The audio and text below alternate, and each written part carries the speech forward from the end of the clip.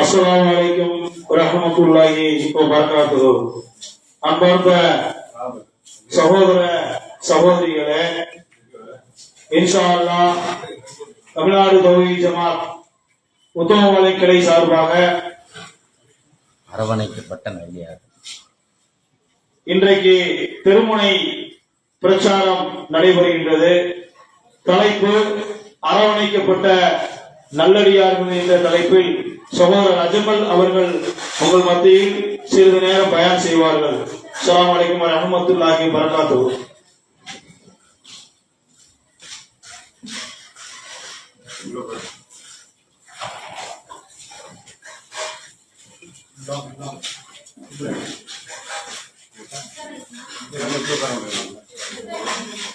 அல்ஹம்துலில்லாஹ் இன்னல் ஹம்துலில்லாஹி நஹ்மதுஹு வ நஸ்தஈனுஹு வ நஸ்தக்ஃபிருஹு வ நஊது பில்லாஹி மின் ஷுரூரி அன்ஃபுஸினா வ மின் ஸய்யிஆத்தி அமாலினா மை யஹ்திஹில்லாஹு ஃபலா முதில்ல லஹு வ மை யுத்லில்ஹு ஃபலா ஹாதிய லஹு வ அஷ்ஹது அன் லா இலாஹ இல்லல்லாஹ் வஹ்தஹு லா ஷரீக லஹு வ அஷ்ஹது அன்ன முஹம்மதன் அப்துஹு வ ரசூலுஹு அம்மா பஅத்.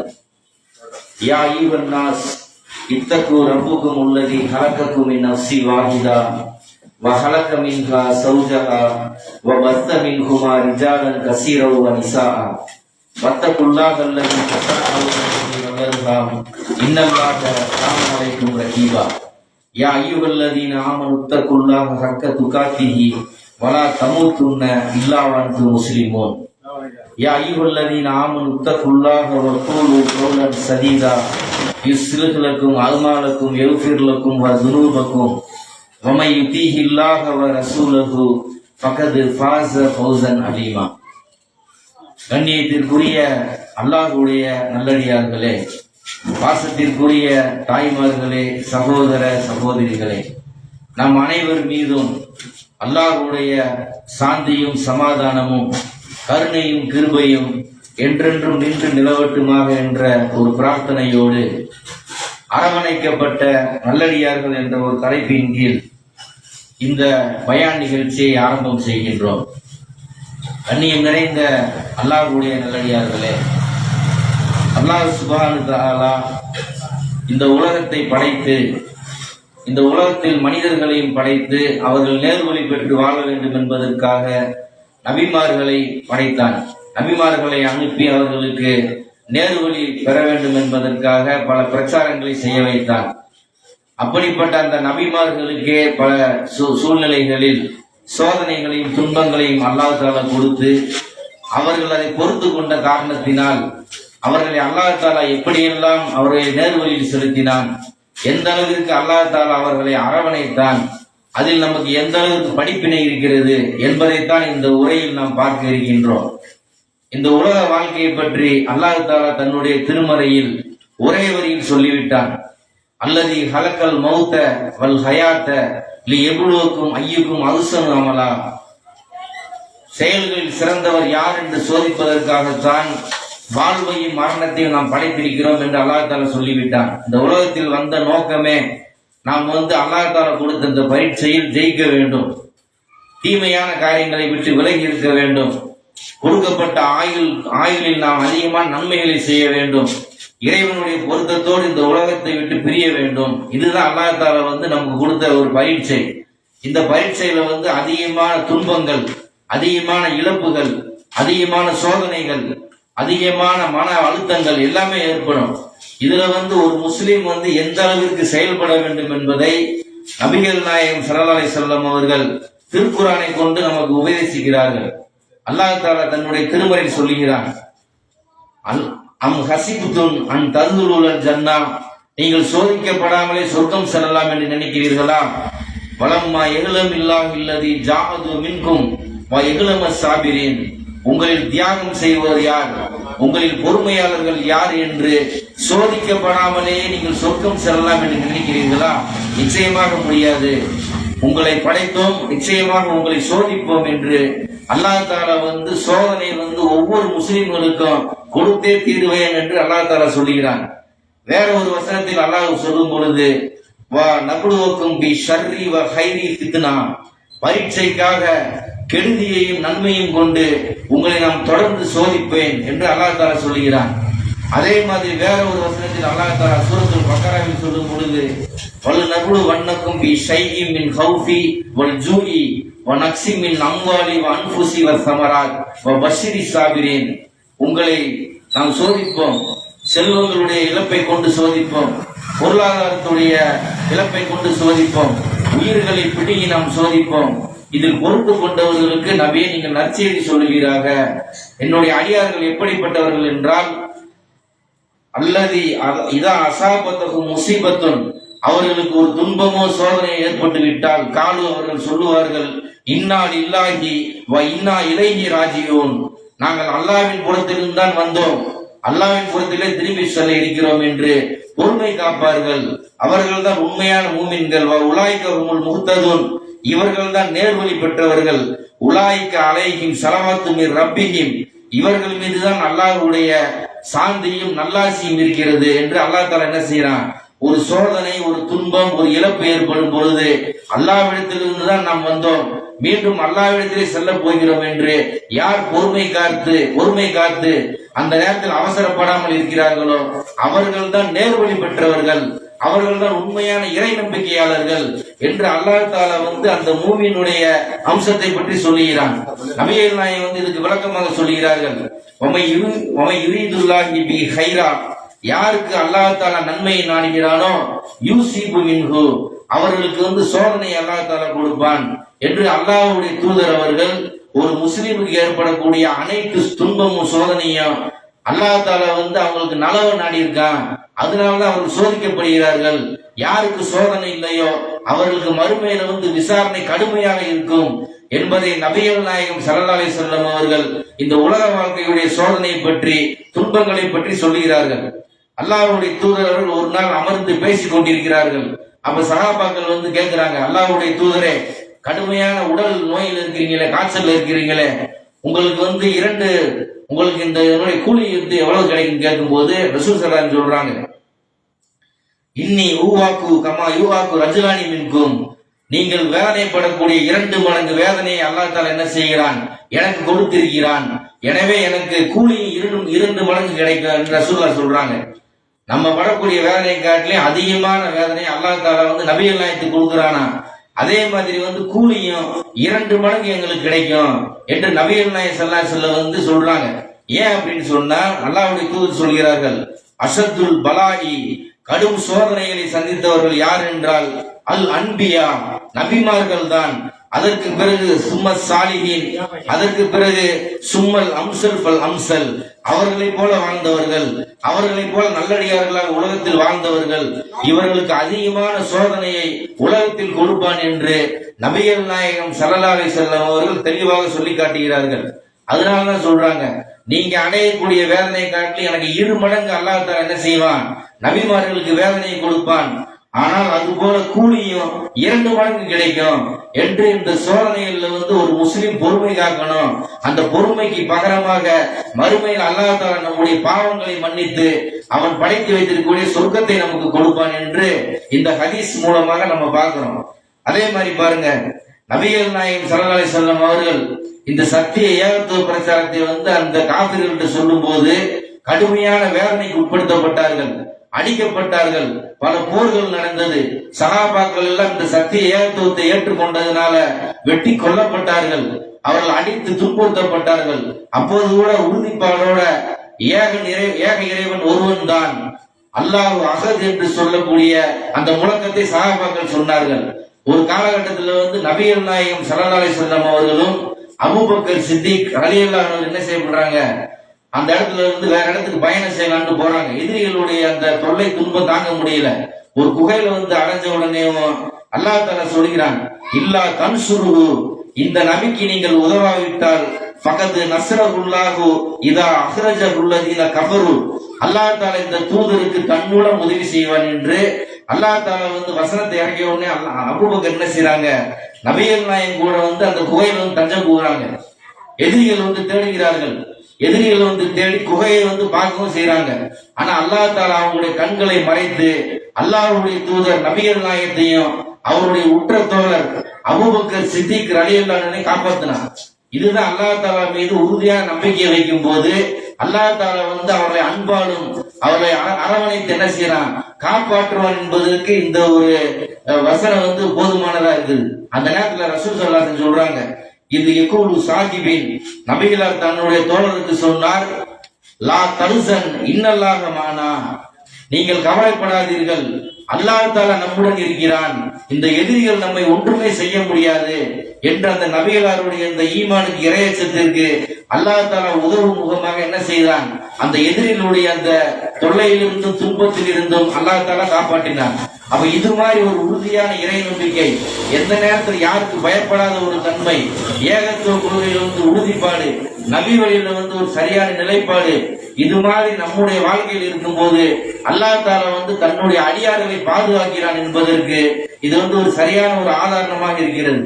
அதே மாதிரி பாருங்க, எந்தெந்த நபிமார்கள் அல்லாஹ் தாலா பாதுகாத்தான் பாருங்க.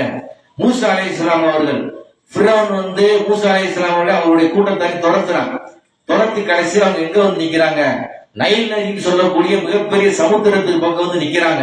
அந்த நேரத்துல வந்து அந்த மூசாவுடைய தோழர்கள் சொல்கிறார்கள், கால அஸ்ஹாபு மூசா இன்னாலா முதுரக்கூன், மூசாவே நாம் வசமாக மாட்டிக்கொண்டோம், ஃபிரௌனிடம் நாம் வசமாக மாட்டிக்கொண்டோம் என்று சொல்லும்போது மூசா அலைஹிஸ்ஸலாம் சொல்கிறார்கள், கல்லா அப்படி அல்ல, இன்ன மஹிய ரப்பி, என்னோடு என்னுடைய இறைவன் இருக்கிறான், சயஹ்தீனி, அவன் எனக்கு வழிகாட்டுவான் என்று மூசா அலைஹிஸ்ஸலாத்து வஸலாம் நெஞ்சுரத்தோடு அந்த மக்களுக்கு சொன்னார்கள். என்னோடு என்னுடைய இறைவன் அல்லாஹ் தஆலா இருக்கிறான், அவன் எனக்கு வழிகாட்டுவான், இவன் நம்மை ஒன்றுமே செய்ய முடியாது என்று மூசா நபி வந்து அந்த மக்களுக்கு சொன்னார்கள் என்று அல்லாஹ் தஆலா சொல்றான். எப்படிப்பட்ட உறுதியான நம்பிக்கை பாருங்க. அந்த நேரத்தில் அல்லாஹ் தஆலா வந்து மூசாவே உன்னுடைய கைத்தலையை வந்து அந்த கடல்ல அடி என்று அல்லாஹ் தஆலா சொல்கிறான். அல்லாஹ்வுடைய தூதர் மூசா அவர்கள் அடிக்கிறார்கள், கடல் மலை போல பிளந்து அவர்களுக்கு வழிவிடுகிறது. மூசா நபியும் அவருடைய கூட்டத்தார் வந்து தப்பித்து செல்கிறார்கள். பின்னாடி வந்த அந்த ஃபிரௌன் கொடுங்கோலன் அவருடைய கூட்டுப்படையினர் வந்து என்ன செய்யறாங்க, நைல் நதியில அந்த மிகப்பெரிய கடல்ல வந்து மூழ்கடிக்கப்பட்டு தோல்வியுற்றார்கள் என்பதை அல்லாஹ் தஆலா பதிவு செய்யறான். அப்ப இப்படிப்பட்ட அந்த நபிமார்களுடைய அந்த ஈமானுக்கும் இறையச்சத்திற்கும் கொள்கை உறுதிக்கும் அந்த சத்திய ஏகத்துவத்திற்கு கிடைத்த பரிசு என்ன, அல்லாஹ் தஆலா வந்து ஆரம்பத்துல சோதனை கொடுத்தானோ இறுதி கட்டத்துல வந்து அல்லாஹ் தஆலா உதவி செய்வான், அல்லாஹ் தஆலா அந்த அடியார்களை அரவணைத்து தன்னுடைய அன்பையும் பாசத்தையும் பொழிவான் என்பதற்கு மூசா அலைஹிஸ்ஸலாத்து வஸலாமுடைய வரலாறு வந்து மிக முக்கியமான ஒரு வரலாறா இருக்கிறது. அதே மாதிரி பாத்தீங்கன்னு சொன்னா ஜக்கரியா அலைஹிஸ்ஸலாம் அவர்கள், ஜக்கரியா நபிக்கு பாத்தீங்கன்னா ஒரு ரொம்ப காலம் அவர் வந்து அல்லாஹ்விடத்துல வந்து கேட்டுக்கிட்டே இருக்கிறாரு. வயோதிக காலம் ஆயிருச்சு. அந்த வயோதிக காலத்துல வந்து தனக்கு ஒரு குழந்தை வேண்டும் என்று அல்லாஹ்விடத்துல வந்து பிரார்த்தனை செய்கிறார். சூரத்துல் மரியம்ல 19வது சூரா 3வது வசனத்தை எடுத்து படித்து பாருங்கள். அல்லாஹ்வுடைய தூதர் ஜக்கரியா துஆ செய்றாங்க, இது நாதா ரப்பஹு நிதா ஹஃபியா, தமது இறைவனை ரகசியமாக ஜக்கரியா பிரார்த்தித்தார். கால ரப்பி, என்னுடைய இறைவனே, இன்னி வகனல் அல்மு மின்னி, என் எலும்பு பலவீனம் அடைந்து விட்டது, தலையும் வந்து நரையால் மின்னுகிறது, தலையெல்லாம் வெள்ள முடியா ஆயிடுச்சு. இப்ப வயோதிக காலத்துல வந்துட்டாரு, கடைசி காலகட்டத்துல வந்துட்டாரு. வல்தசர் ரவுசு ஷைபா, உன்னிடத்தில் பிரார்த்தித்ததில் நான் துர்பாக்கியசாலியாக ஒருபோதும் ஆனதில்லை என்று அந்த ஜக்கரியா நபி வந்து இறுதி காலகட்டத்துல வந்து குழந்தை வேண்டி அல்லாஹ்விடத்துல வந்து பிரார்த்தனை செய்றாரு.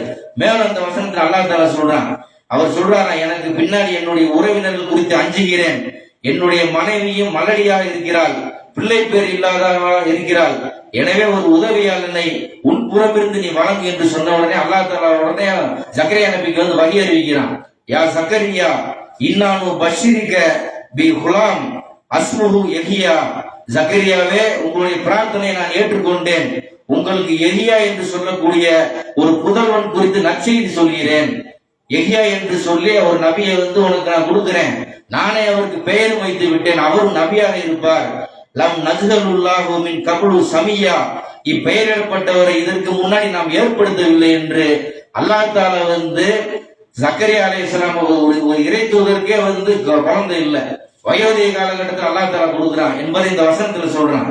ஆனா இன்னைக்கு நம்முடைய முஸ்லிம்கள் என்ன செய்கிறார்கள், இறை நம்பிக்கையில குறைபாடு உள்ளவர்கள், ஈமானுடைய நம்பிக்கையில குறைபாடு உள்ள மக்கள் என்ன செய்யறாங்க, குழந்தை இல்லை என்று சொன்னவன் அல்லாஹ்விடத்துல கேட்டு சலிச்சு போச்சு, இனிமேல் நம்ம இறைவன்கிட்ட கேட்க முடியாது, நம்ம இறைவனுடைய அந்த அவுலியாக்கள்கிட்ட கேட்போம், தர்காக்கள்ல கேட்போம் என்று சொல்லி அங்க போய் அல்லாஹ்வுக்கு இணை வைக்கக்கூடிய பெரும்பாவத்தை செய்கிறார்களே, அவர்கள் இன்னகலா துஸ்மிஹு மௌத்தா, அல்லாஹ் தஆலா சொல்றான், இறந்தவர்கள் செவியேற்க மாட்டார்கள், அவர்களுக்கு நீங்கள் பேசுவது கேட்காது, அவர்கள் பர்சக் என்ற ஒரு வாழ்க்கையில் இருக்கிறார்கள், திரைமறையில் உள்ள வாழ்க்கையில் இருக்கிறார்கள், நீங்கள் பேசுவது அவர்களுக்கு கேட்காதுன்னு அல்லாஹ் தஆலா சொல்றான். ஆனா இவங்க என்ன நம்புறாங்க, அவங்களுக்கு உயிர் இருக்கிறது, அவங்கள்ட்ட நம்ம பேசணும்னு சொன்னா நம்முடைய துவாவை கேட்டு அல்லாஹ்விடத்தில் வாங்கி தருவார்கள் அப்படிங்கிற ஒரு தவறான நம்பிக்கை என்ன செய்யறாங்க பல மக்கள் இன்றும் தர்கா வழிபாடு என்று சொல்லக்கூடிய மாபெரும் சிற்கை செய்து கொண்டிருக்கிறார்கள். லுக்மான் அலைஹிஸ்ஸலாத்து வஸலாம் தன்னுடைய மகனுக்கு சொன்னார், யா புனைய, என்னுடைய அன்பு மகனே, துஸ்ராக்கு பில்லா, அல்லாஹ்வுக்கு நீ இணை கற்பித்து விடாதே, இன்ன ஷிர்க லுல்முன் அலீம், இணை வைப்பு என்பது மகத்தான ஒரு அநீதியாகும், அது பெரும்பாவமாகும் என்று லுக்மான் அலைஹிஸ்ஸலாத்து வஸலாம் தன்னுடைய மகனுக்கு உபதேசம் செஞ்சாங்க. இதே மாதிரி எல்லா நபிமார்கள் என்ன செஞ்சாங்க, அல்லாஹ்வை மட்டும் நீங்கள் வணங்குங்கள், அவரிடம் மட்டும் நீங்கள் உதவி தேடுங்கள் என்று எல்லா நபிமார்கள் செய்த பிரார்த்தனையை அல்லாஹ் தஆலா குர்ஆன்ல சொல்றான். அதே மாதிரி இப்ராஹிம் நபி பாருங்க, இப்ராஹிம் நபி எப்படிப்பட்ட ஒரு நபி, ஏகத்துவத்துக்கே முன்னோடியாக வாழ்ந்த ஒரு சத்திய நெறியில இருந்த ஒரு நபி, அல்லாஹ்வுடைய உற்ற தோழர் என்ற பெயர் போன ஒரு நபியாக இருக்கக்கூடிய அவர் என்ன செய்றாரு, அவருக்கு குழந்தை வயோதிக காலத்துல தான் கொடுக்குறாங்க. வயோதிக காலத்துல தள்ளாத வயதுல இஸ்ஹாக் அலைஹிஸ்ஸலாத்து வஸலாமையும் இஸ்மாயில் அலைஹிஸ்ஸலாத்து வஸலாமையும் அல்லாஹ்வுடைய தூதர் இப்ராஹிமுக்கு அல்லாஹ் தஆலா கொடுக்குறான். அப்ப நாம எல்லாம் அந்த குழந்தை இல்லைன்னு சொன்னா அவசரப்படக்கூடாது. அல்லாஹ் தஆலா அப்படி குழந்தைய ஒருத்தன் கொடுக்கலையா, அது ஒரு நன்மை இருக்கும் என்று நம்ம நம்பணும். இல்லைன்னா அந்த குழந்தை மூலமா உங்களுக்கு எதிர்காலத்துல ஏதாவது பிரச்சனை ஏற்படும், அந்த குழந்தைய உங்களுக்கு எதிரியாக வருவான் அப்படின்னு கூட நம்ம என்ன செய்யலாம், நினைக்கலாம். ஏன்னா அல்லாஹ் தஆலா வேற ஒரு வசனத்துல சொல்றான், செல்வமும் பிள்ளைகளும் உங்களுக்கு சோதனை தான், பித்னாதான். நம்பிக்கையாளர்களே, உங்களுடைய மனைவிகளிலும் உங்களுடைய பிள்ளைகளிலும் உங்களுக்கு எதிரிகள் இருக்கிறார்கள், அவர்களிடம் நீங்கள் கவனமாக இருந்து கொள்ளுங்கள் அல்லாஹ் தஆலா சொல்றான். அப்ப அந்த குழந்தை பேர் இல்ல, குழந்தை பாக்கியம் இல்லை என்று சொன்னால் நம்ம மனசு குழப்ப கூடாது, மூளையை போட்டு பிக்க வேண்டிய அவசியம் கிடையாது. அந்த சோதனையை பொறுத்து கொண்டால் அதன் மூலமாக கூட அல்லாஹ் தஆலா என்ன செய்வான், மறுமையில அதற்கு பகரமாக உங்களுக்கு நல்லதை கொடுப்பான் என்பதை இந்த வசனங்கள் மூலமாக நாம் உணர வேண்டும். அதே போல பாருங்க, மரியம் அலைஹிஸ்ஸலாத்து வஸலாம், இம்ரானுடைய மகள் மரியம் அலைஹிஸ்ஸலாம், அவங்க என்ன செய்யறாங்க, ஒரு அறையில தங்கி இருக்கிறாங்க. இம்ரான் அவருடைய மனைவி அல்லாஹ்விட்ட துஆ செய்றாங்க, இறைவா எங்களுக்கு ஒரு ஆண் குழந்தையை கொடு, அந்த குழந்தையை பள்ளிக்காக நாங்கள் நேர்ச்சி செய்கிறோம். அந்த காலத்தில் உள்ள ஒரு வழக்கம், பள்ளிவாசலுக்காக நான் நேர்ச்சி செய்யறேன், உன்னுடைய மார்க்க பணிக்காக என்னுடைய குழந்தையை அர்ப்பணிப்பு செய்யறேன்னு சொல்லி அவங்க துஆ பண்றாங்க. குழந்தை பிறகுது, குழந்தை பிறந்து அது பெண் குழந்தையா ஆயிடுச்சு. அப்ப மரியம் அலைஹிஸ்ஸலாம் சொல்லி அவங்களுக்கு பெயர் வச்சுட்டு, அப்ப பொம்பளை பிள்ளைன்னு கூட பார்க்காம என்ன செய்யறாங்க, அவங்க பள்ளிவாசல்ல கொண்டு போய் விட்டுறாங்க, நீ இறைவனுக்கு சேவை புரி என்று சொல்லக்கூடிய அர்த்தத்துல விட்டுறாங்க. மரியம் அலைஹிஸ்ஸலாம் அங்க இருக்கிறாங்க. அல்லாஹ்வுடைய அற்புதத்தை கொண்டு ஈசா அலைஹிஸ்ஸலாம் அவங்களுடைய வயிறுல கருவா உருவாகுறாங்க. இதெல்லாம் ஒரு வரலாறு. இதுல முக்கியமா சொல்லக்கூடிய விஷயம் என்னன்னு பாத்தீங்கன்னு சொன்னா, அந்த மரியம் அலைஹிஸ்ஸலாமுடைய இறையச்சத்திற்கு அவங்களுடைய ஈமானுக்கு அல்லாஹ் தஆலா கொடுத்த பரிசு என்ன தெரியுமா, ஜக்கரியா நபி மரியம் அலைஹிஸ்ஸலாத்து வஸலாம் பொறுப்புதாரியா அல்லாஹ் தஆலா நியமிக்கிறான். இவங்க ஒரே காலகட்டத்தில் வாழ்றாங்க. ஜக்கரியா நபி ஒரு தடவை உணவு கொண்டு போறாரு. 3வது சூரா 37வது வசனத்துல இந்த சம்பவம் இருக்குது. அப்போ அந்த மரியம் அலைஹிஸ்ஸலாம் சாப்பிடும் போது ஜக்கரியா நபி கேட்கிறாங்க, மரியமே இந்த உணவு உங்களுக்கு எப்படி கிடைத்ததுன்னு சொல்லும் போது மரியம் அலைஹிஸ்ஸலாம் சொல்லுகிறார்கள், காலத்து ஹுவமின் இந்தில்லா, இது அல்லாஹ்வுடைய புறத்திலிருந்து எனக்கு கிடைத்த உணவு என்று மரியம் அலைஹிஸ்ஸலாத்து வஸலாம், அல்லாஹ் தஆலா தான் நாடியவருக்கு அதிகமாக கொடுப்பான், அவன் நாடியவருக்கு மறைவான புறத்திலிருந்து உணவளிப்பான் என்று அந்த அவங்களுடைய ஈமானுக்கு, அவங்களுடைய இறை நம்பிக்கைக்கு அல்லாஹ் தஆலா அவங்களுக்கு உணவு கொடுத்தான் என்பதை இந்த வசனத்தின் மூலமா நம்ம பார்க்கிறோம். இதே மாதிரி ஒரு சஹாபிக்கு கூட அல்லாஹ் தஆலா என்ன செய்யறான், அல்லாஹ்வுடைய புறத்திலிருந்து அற்புதமாக சில உணவுகளை கொடுக்கிறான். குபைப் ரலியல்லாஹு அன்ஹு சொல்லக்கூடிய ஒரு சஹாபி, அந்த சஹாபி இந்த இஸ்லாமிய மார்க்கத்திற்காக அரும்பாடுபட்ட, நபிகள் அவரோடு சேர்ந்து பல போர்களை சந்தித்த, இந்த மார்க்கத்திற்காக ரத்தம் சிந்திய ஒரு சஹாபி. அந்த சஹாபி ஒரு தடவை எதிரி படையில சிக்கிறாங்க. அப்ப அவங்கள கழுமரத்தில் ஏற்றி கொல்லணும்னு சொல்லி அவங்க முடிவு செய்யறாங்க. அந்த நேரத்தில் அந்த குபைப் ரலியல்லாஹுக்கு அல்லாஹ் தஆலா என்ன செய்யறான், தன் புறத்திலிருந்து சில உணவுகளை கொடுத்து அவர்களை உண்ண வைத்தான் என்பதை ஹதீஸ்ல நம்ம பார்க்கிறோம். அப்ப அல்லாஹ் வந்து முழுமையா ஒருத்தர் நம்பி இருந்தார்னு சொன்னா, அல்லாஹ்வுடைய பாதையில வந்து தியாகம் செய்வார் என்று சொன்னால், இந்த இஸ்லாமிய மார்க்கத்திற்காக பிரச்சாரங்களையும் அவர் தன்னுடைய அர்ப்பணிப்புகளையும் பொருளாதாரத்தையும் தன்னுடைய உயிரை அர்ப்பணிக்க துணிந்த அந்த நன்மக்களுக்கு அல்லாஹ் தஆலா எப்படியெல்லாம் பரிசளிக்கிறான் பாருங்க. ஒரு மனிதர் வந்து இருக்கிறாரு, திடீர்னு உணவு சாப்பிட்டுக்கிட்டு இருக்காரு, யாருமே கொடுக்கல. இது எவ்வளவு பெரிய அற்புதம். அதுக்காக அந்த அற்புதம் இப்ப நடக்குமான்னு கேட்கக்கூடிய இதெல்லாம் வந்து சகாபாக்களுக்கு, நபிமார்களுக்கு அல்லாஹ் தஆலா வந்து ஒரு வரலாறாக, ஒரு படிப்பினையாக நாமெல்லாம் பெற வேண்டும் என்பதற்காக இந்த சம்பவங்களை வந்து நமக்கு எடுத்து சொல்றான்.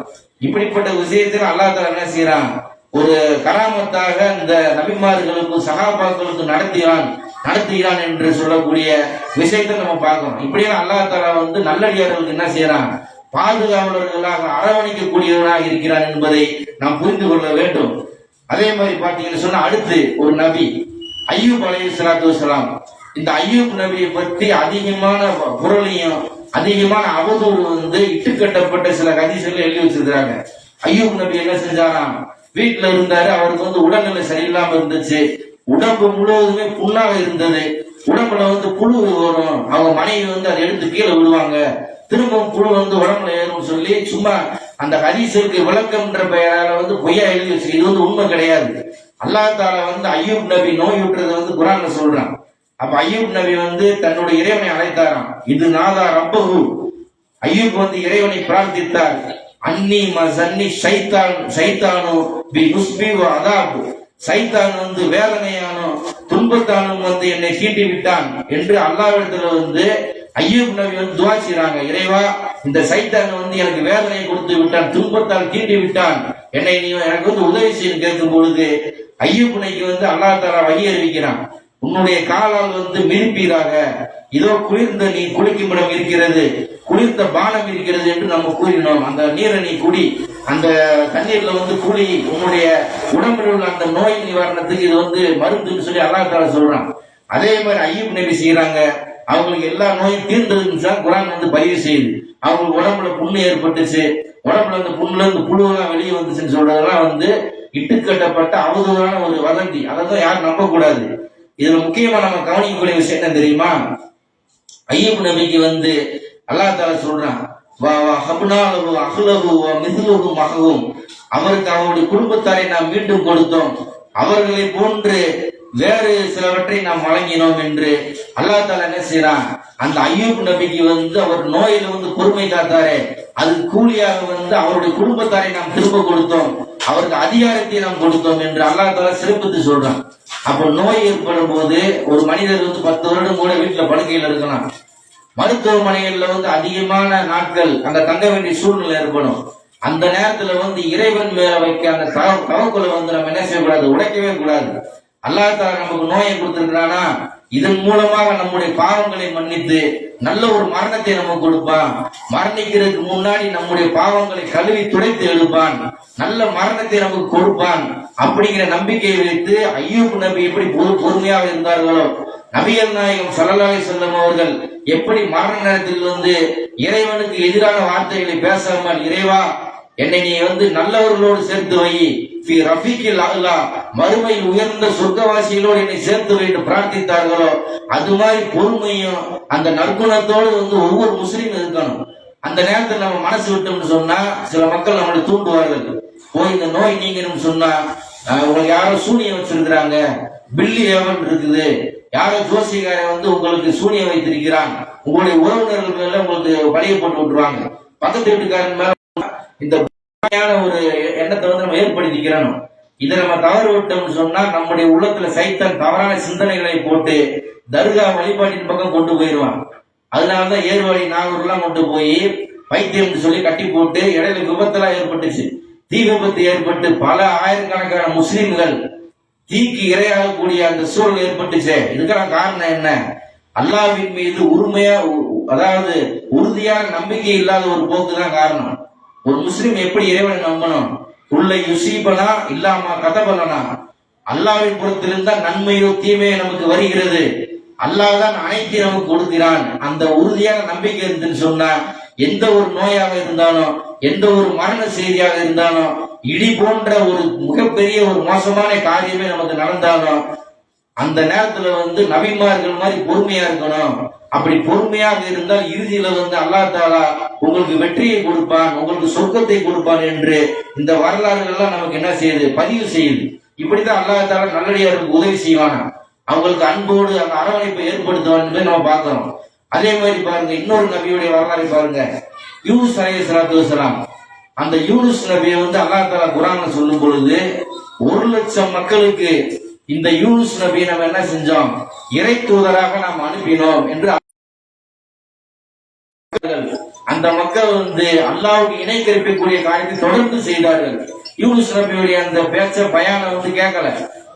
இப்ப நம்ம எப்படி இந்த மக்களுக்கு ஏகத்துவத்தை சொல்கிறோமோ, இறைவனை மட்டும்தான் நீங்கள் வணங்க வேண்டும், இறை தூதரை மட்டும்தான் நீங்கள் பின்பற்ற வேண்டும், அல்லாஹ்விற்கு யாரையும் இணை வைக்க கூடாது, அனாச்சாரமான காரியங்களை நீங்கள் செய்யக்கூடாது, அப்படி செய்த நிலையில் மரணித்தீர்கள் என்று சொன்னால் அல்லாஹ் தாலா உங்களுக்கு தீய மரணத்தை ஏற்படுத்துவான், மறுமையில் அல்லாஹ் தாலா விசாரித்து நரகவாசியில் ஒருவராக ஆக்கி விடுவான் அப்படின்னு சொல்லி குர்ஆன் ஹதீஸ் அடிப்படையில மக்களுக்கு பிரச்சாரம் செய்யறோம். அப்ப இந்த மக்கள் என்ன செய்யறாங்க, உங்களுடைய முன்னோர்களை தான் நாங்கள் பின்பற்றுவோம், உங்களுடைய பிரச்சாரத்தை நாங்கள் கேட்க மாட்டோம். நூஹ் அலைஹிஸ்ஸலாம் இப்படி பிரச்சாரம் செய்யும் போது அந்த மக்கள் 2 கைகளை விரல்களை காதுக்குள்ள வச்சு என்ன செஞ்சாங்க, கேட்க மாட்டேன்ட்டாங்க. நூஹ் அலைஹிஸ்ஸலாம் 950 வருஷம் தாவா பண்ணி எத்தனை பேர் இஸ்லாத்துக்கு வந்தாங்க, 100க்கும் குறைவான மக்கள் தான் இஸ்லாத்துக்கு வந்தார்கள் என்று அல்லாஹ் தஆலா பதிவு செய்யறான். அப்ப 950 வருஷம், 1000 வருஷத்துக்கு 50 வருஷம் குறைவு. அந்த அவ்வளவு காலம் பிரச்சாரம் செய்து கூட அந்த மக்கள் அல்லாஹ்வை மறுத்தவர்களாக இருந்தார்கள், உலக முகத்தில் மூழ்கியவர்களாக வாழ்ந்தார்கள், ஏக இறைவனுக்கு சிலைகளை வடித்து அதை வணங்கி பெரும்பாவங்களை செய்தார்கள். அதனாலதான் அல்லாஹ் தஆலா நம்பிக்கை கொண்ட மக்களை நீ கப்பல்ல ஏத்துங்க, ஆடு மாடு அந்த மற்ற ஜோடிகள்ல ஒவ்வொரு ஜோடியும் நீங்க கப்பல்ல ஏத்துங்க என்று சொல்லி அந்த நேரத்துல கூட அவருடைய மகன் இஸ்லாத்துக்கு வரல. தன்னுடைய மகன்கிட்ட சொல்றாரு, மகன்கிட்ட சொல்றாரு நூஹ் அலைஹிஸ்ஸலாம் அவர்கள், மகனே அல்லாஹ் தஆலா வேதனை இறக்கி விட்டான், கடுமையான மழை பெய்கிறது, நீ கப்பல்ல ஏறிக்க, நான் உன்னை காப்பாற்றுகிறேன் என்று சொல்லும் போது மழை அதிகமாக வந்தால் இந்த மழை தெரியுதா இல்லையா, அந்த ஜூதி மலையில நான் ஏறி நின்று கொள்வேன், என்ன நான் காப்பாற்றுகிறேன்னு சொல்லி பேசும்போது அல்லாஹ் தஆலா என்ன செய்யறான், ஒரு பெரிய அலையை கொடுத்து அவனை அந்த மலை வெள்ளத்துல சிக்க வைத்து மரணிக்க செய்கிறான். அப்ப எந்த அளவுக்கு அல்லாஹ் தஆலாவை நம்பாமல் ஏக இறைவனை மறுக்கக்கூடியவர்களுக்கு அல்லாஹ் தஆலா உலகத்துல எப்படி வேதனை கொடுக்கிறான்னு பாருங்க. நூஹ் அலைஹிஸ்ஸலாமுடைய மனைவியும் அல்லாஹ்வுக்கு எதிரியாக இருந்தார்கள், நூஹ் அலைஹிஸ்ஸலாத்துடைய மகனும் அல்லாஹ்வுடைய எதிரி என்று அல்லாஹ் தஆலா சொல்கிறான். அதே மாதிரி லூத் அலைஹிஸ்ஸலாத்து வஸ்ஸலாம் அவங்களுடைய மனைவி இஸ்லாத்தை ஏற்றுக்கல. இப்படி நபிமார்கள் மனைவி கூட ஏகத்துவத்தை ஏற்காமல் உலக முகத்திலே வாழ்ந்தவர்களால அவங்கள நரகவாசிகளுடைய பட்டியல் அல்லாஹ் தஆலா ஆக்கிட்டான். அது மாதிரி யூனுஸ் நபி தொடர்ந்து பிரச்சாரத்தை செய்யறாங்க. ஒரு கட்டத்தில் என்ன செய்யறாங்க, இந்த மக்கள் சொல்ற பேச்ச கேட்கிற மாதிரி தெரியல என்று சொல்லிவிட்டு அந்த ஊரை விட்டு வேற ஒரு ஊருக்கு போறாங்க. ஊருக்கு போகும்போது அல்லாஹ்விடத்திலிருந்து வகி வரல. வகி வர்றதுக்கு முன்னாடி இவர் என்ன செய்யறாரு, அல்லாஹ்விடம் கோபித்துக் கொண்டு யூனுஸ் வேற ஒரு பகுதிக்கு சென்றார். அப்ப அந்த காலத்துல கடல் பயணமா தான் போக முடியும். கடல்ல ஏறுறாரு, கடல்ல போறாரு, கப்பல்ல ஏறும்போது அங்க சீட்டு குலுக்கி போடுறாங்க. அதிகமான மக்கள் இருக்காங்க, யாராவது 2 பேர் கீழே இறக்கணும் என்று சொல்லி சீட்டு குலுக்கி போடும்போது யூனுஸ் நபியுடைய பெயர் வருகிறது. அவரை தூக்கி கடல்ல தூக்கி வீசிடுறாங்க. அல்லாஹ் தஆலா என்ன செய்யறான், தன்னுடைய தூதரை மீன் வயிற்றுக்குள்ள சிறை பிடிக்கிறான். அந்த மீன் வயிற்றுக்குள்ள உட்கார்ந்து யூனுஸ் அலைஹிஸ்ஸலாம் கேட்கிறாங்க, மீன் திமிங்கலம், சும்மா சாதாரண மீன் கிடையாது, மீன் வகையிலே மிகப்பெரிய ஒரு வகையில திமிங்கலம். அந்த திமிங்கலத்துக்குள்ள பார்க்கும்போது இன்னைக்கு அறிவியல் உலகம் சொல்லுது, உள்ள பூரா வெறும் சாணியா இருக்கும், கடுமையான நாத்தம் அடிக்கும். அப்படிப்பட்ட அந்த இதுல சில ஒரு மனிதர் கூட இருந்து பல காலம் உள்ள இருந்து வெளியே வந்தாரு. அவர் சொல்றாரு, உள்ள என்னால இருக்க முடியல, கடுமையான துர்நாற்றம், எனக்கு கொமட்டிக்கிட்டு வந்துச்சு என்று சொல்லி ஒரு உதாரணத்திற்காக இந்த சம்பவத்தை சொல்றேன். அப்ப யூனுஸ் அலைஹிஸ்ஸலாம் என்ன செஞ்சாங்க, அந்த மீன் வகுத்துக்குள்ள இருந்து அல்லாஹ்விடத்தில் பிரார்த்தனை செஞ்சாங்க, இறைவா எனக்கு நானே அநீதி செய்து விட்டேன், நீ என்னை மன்னிக்காவிட்டால் நஷ்டம் அடைந்த ஒருவனாக நான் ஆகி விடுவேன் என்று சொல்லி யூனுஸ் அலைஹிஸ்ஸலாத்து வஸலாம் லா இலாஹ இல்லா அன்த சுப்ஹானக இன்னி குன்து மினல் ஸாலிமீன், இறைவா நீ புகழுக்குரியவன், நீ பரிசுத்தமானவன், எனக்கு நானே தீங்கிழைத்து விட்டேன், நான் மாறி தௌபா செய்யறாங்க. அதனால அல்லாஹ் தஆலா என்ன செஞ்சா அவர் மீது கருணை புரிந்து ஒரு கரையோரத்துல வந்து அந்த மீன் வந்து துப்புமாறு ஆக்கிடுறான். அப்ப அவர் அந்த கரையோரத்துல விழுற அவருக்கு மேல ஒரு கொடியெல்லாம் படர விடுறான். இப்படி காப்பாத்துனான்னு சொல்லி அல்லாஹ் தஆலா குர்ஆன்ல சொல்றான். அப்ப இப்படி நபிமார்களே சில தவறு செய்யும் போது அவர்கள் தன்னுடைய தவறை உணர்ந்து அந்த பாவ மன்னிப்பு கேட்கும் பொழுது அல்லாஹ் தஆலா அவர்களை மன்னித்து என்ன செய்யறான், அவர் மீது கருணை புரிகிறான் என்பதை நம்ம பார்க்கிறோம். அப்ப நாமெல்லாம் அந்த வாழக்கூடிய காலகட்டத்தில் எவ்வளவு பாவங்களை செய்யறோம். தினந்தோறும் ஒரு மனிதர், ஒரு முஸ்லீம் ஃபஜ்ர்ல எழுந்ததிலிருந்து இஷா வரைக்கும் எந்த அளவுக்கு பாவங்களை தீமைகளை செய்யறாங்க, எந்த அளவுக்கு நம்ம தவறுகளை செய்யறோம், நம்மளுடைய நாவால எந்த அளவுக்கு பொய்களை அவதூறுகளை பேசுறோம். அப்ப ஒவ்வொரு நாளும் அல்லாஹ்விடத்துல வந்து யூனுஸ் நபி எப்படி துஆ செஞ்சார்களோ, லா இலாஹ இல்லா அன்த சுப்ஹானக இன்னி குன்து மினல் ஸாலிமீன், இறைவா எனக்கு நானே அநியாயம் செய்து விட்டேன், நீ மன்னிக்காவிட்டால் வணக்கத்திற்கு உன்னை தவிர வேறு யாரும் இல்லை, நீ பரிசுத்தமானவன், எனவே நீ என்னை மன்னிப்பாயாக என்று அவர் தொடர்ந்து பிரார்த்தனை செஞ்சார். அந்த பிரார்த்தனை வந்து ஒவ்வொரு தொழுகைக்கு பின்னாடி ஒரு முஸ்லீம் வந்து இந்த பிரார்த்தனையை செஞ்சு நீங்க உங்களுக்கு தனிப்பட்ட துஆவை கேட்டீங்கன்னு சொன்னா அந்த துஆவை வந்து அல்லாஹ் தஆலா ஏற்றுக்கொள்வான் என்று அல்லாஹ் தஆலா சொல்லுகிறான். அப்ப நம்ம இதிலிருந்து கிடைக்கக்கூடிய படிப்பு என்னன்னு கேட்டா, அல்லாஹ் கொடுத்த சோதனையை பொருந்திக் கொள்ள வேண்டும், அவன் பக்கமே நாம் மீள வேண்டும், அப்படிப்பட்ட நன்மக்களாக நாம் ஆக வேண்டும் என்று கூறி இந்த உரையை நிறைவு செய்கின்றேன். வாகிர் தாவானா அனில் ஹம்துலில்லாஹி ரப்பில் ஆலமீன். அஸ்ஸலாமு அலைக்கும் வரஹ்மத்துல்லாஹி வபரகாத்துஹு.